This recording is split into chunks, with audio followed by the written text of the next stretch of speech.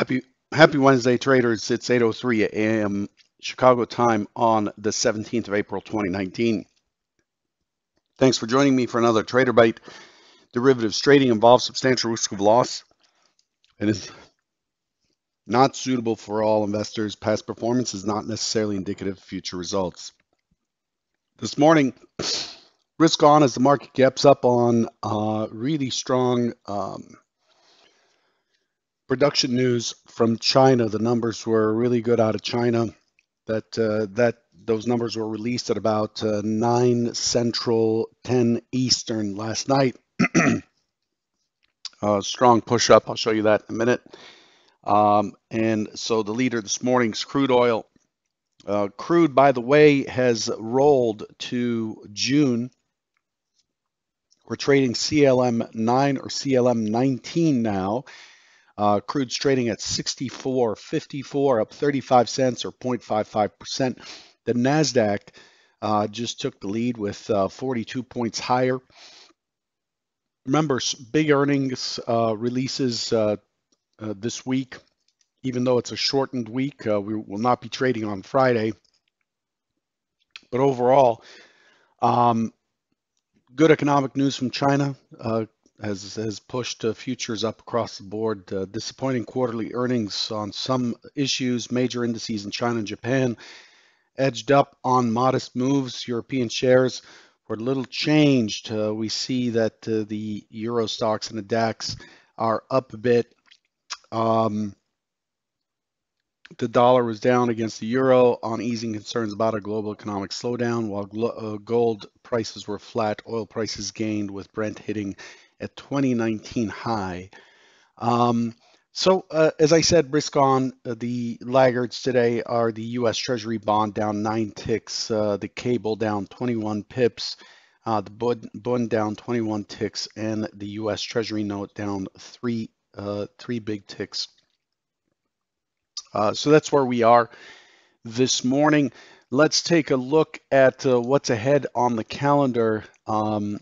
As I said, well, the numbers, if you want to know what they are, on China, we got the GDP number, came in at 6.4 year on year versus 6.3 expected, and the Q on Q came in at 1.4 versus in line with 1.4. It's industrial production that's showing that things are perking up just a little bit. It's a little too early to say. Industrial production in China came out at 8.5 versus 5.9 expected. Retail sales 8.7 versus 8.4. Looking at the U.S. got trade balance, it came in slightly lower. We do have wholesale inventories half hour after the open at 10 Eastern, expecting 0.5.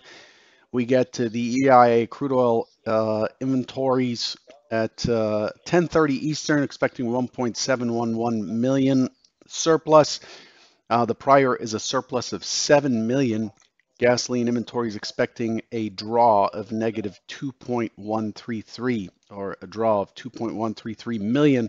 The prior is a draw of 7.7 million. We get Fed's Harker at 12:30 and Fed's Bullard at 12:30 as well. That's what's on deck for today. So a little potential obstacle there at 9, at 10, 10:30, and 12:30. Let's take a look at what we expected yesterday versus what we got. What did we get?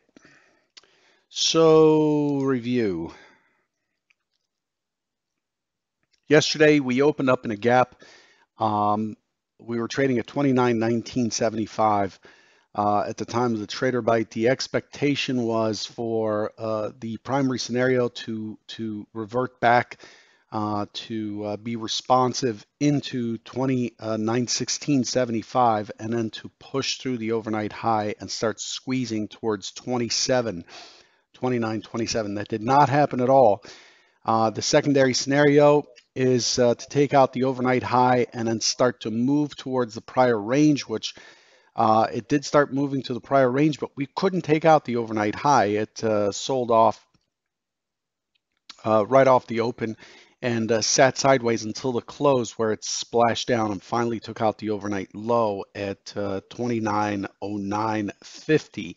Here's what things looked like actual.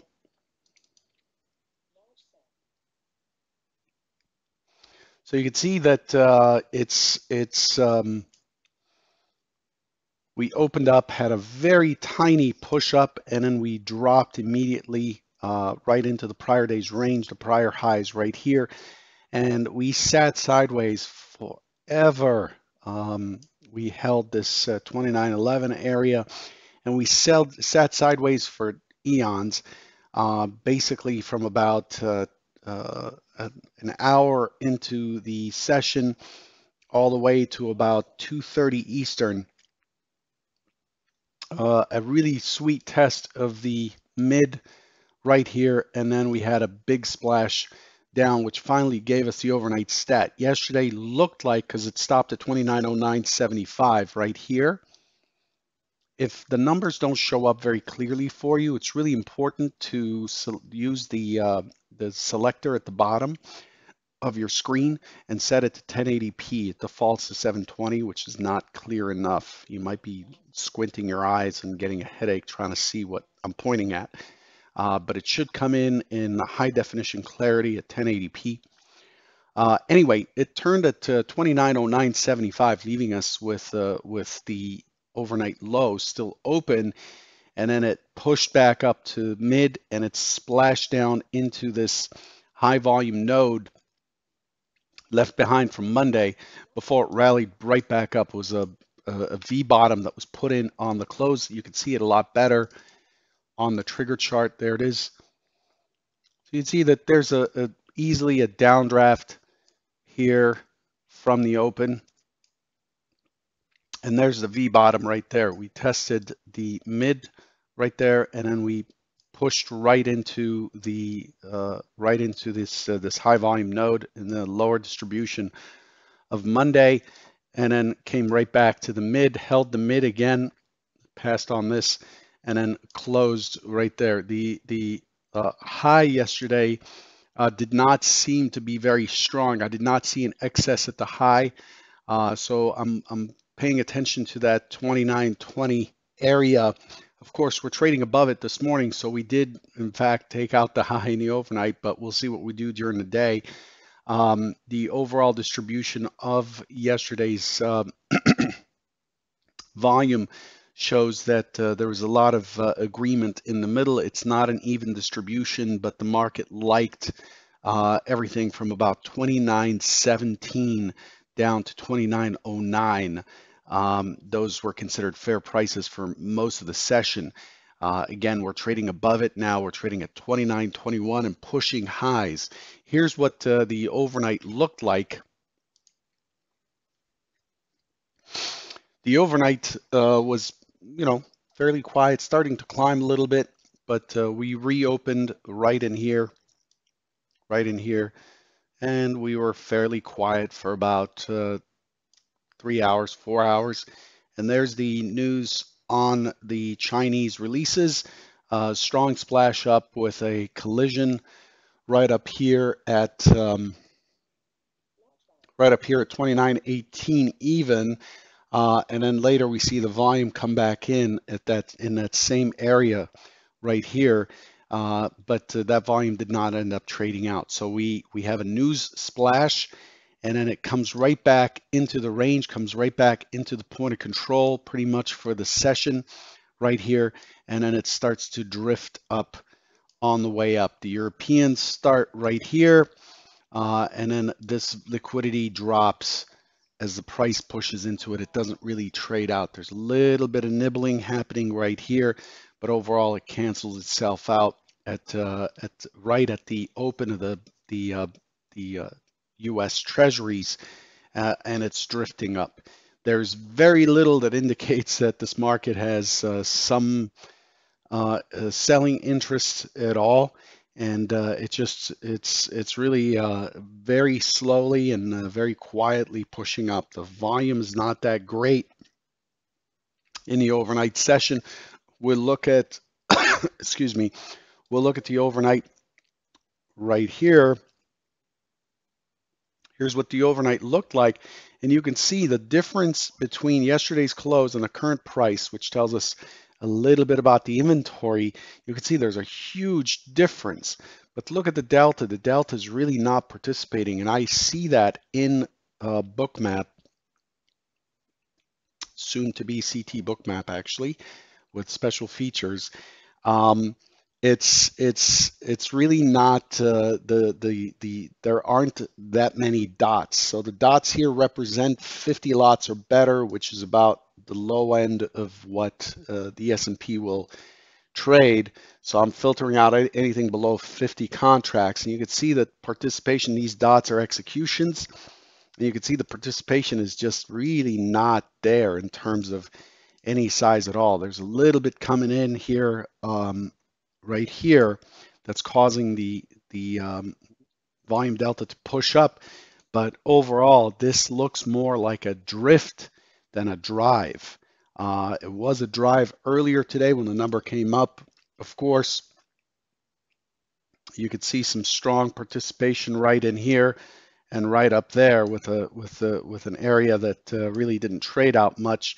Um, and then that was retraced. We came all the way back to these, it's almost like the single prints here, and then it's just pushing up. And the way it's pushing up is more um, canceling offers and lifting lightly versus heavy offers being lifted with heavy size.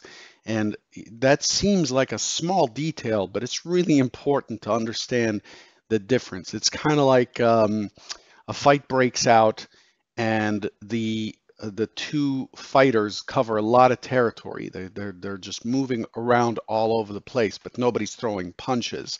So you could tell that the fight was not really wasn't aggressive or wasn't really I don't want to say meaningful, as opposed to a fight breaks out and they're swinging punches, and one side with every punch throws the opponent back a few steps, and another punch throws the opponent back a few steps.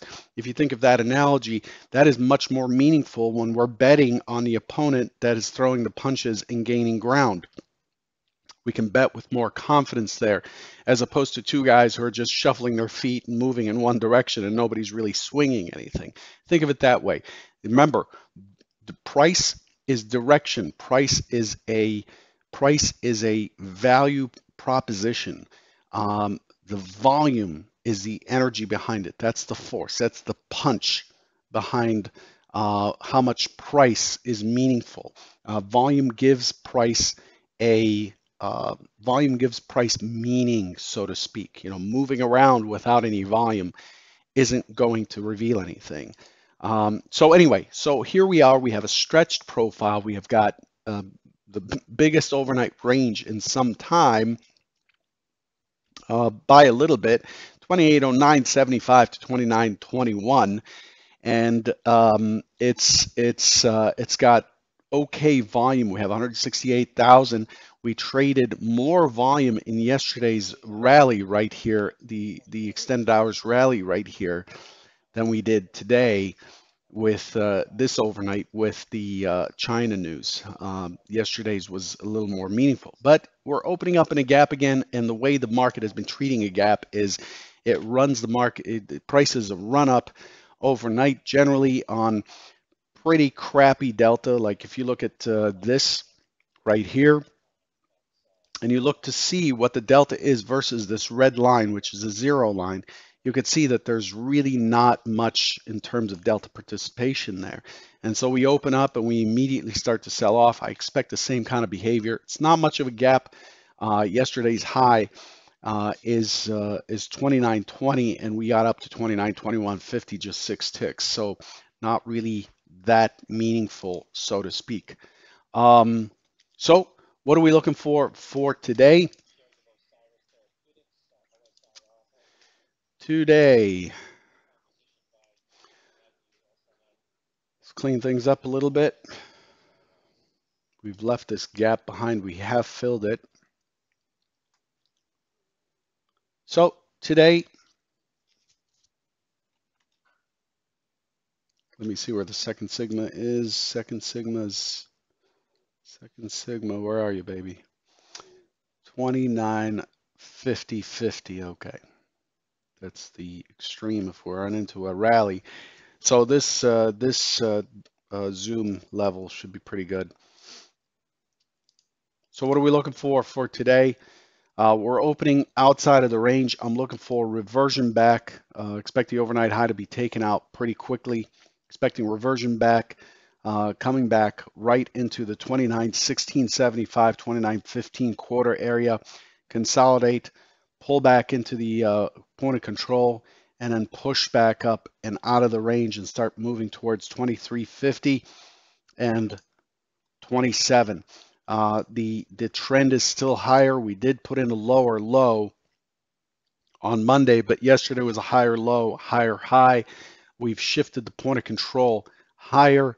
We've shifted the high higher, and we've shifted the low higher. And so my primary scenario is going to be in line with the most recent information. It's not quite, we did move back into balance yesterday, so we can essentially extend this profile forward and see what we filled in.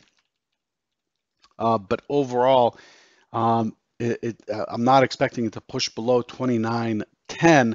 I'm expecting it to try to continue to push higher. Although I got to tell you, it's not doing a very good job. Buyers are not doing a very good job of being initiative. The market is mostly responsive, and then as soon as it hits lower prices, especially on an impulse, it comes right back. It does not continue impulses at all. Secondary, I'm looking for an open auction that pushes up higher and then pushes down, gets into this 15 area, and then starts to drift back down to 10, and then consolidates down at the 10 and holds steady, almost like we did yesterday, where we are having difficulty holding these higher prices. We're creating a topping pattern, but the problem with this topping pattern is it keeps putting in higher highs and gaining territory and paying the longs, the buy and hold longs. And so it's iffy. Anything that dips below 29.10 would be of buying interest to me, and that's where we stand this morning. I'll leave you with those two scenarios. So we're way over our time. What are you gaining from being here? Are you still gaining new information, or is it helping you to just listen to the same kind of routine, which is what prop traders do? They want to follow the same routine and continue with the same routine day in, day out, because that's what helps instill the process and discipline. I'd love to hear from you. You can tweet at me, twitter.com/futurestrader71.com or convergenttrading.com/contact. Let me know what you feel you're getting out of these trader bites and if they can be better. The goal here, I'm spending this time with you to see if I can impact as many people as possible and get you to think about the overall story and narrative of the market, which is the way bigger traders trade. We want to understand the story of what we've done, how good of a job we did, and what are we trying to do and all that stuff. So we're trying to trade from a contextual point of view as opposed to just, hey, it's below a moving average, so I'm going to get short. But why is it below a moving average? Is it going to chop there? What are the probabilities for that? That's the key here. Good luck today.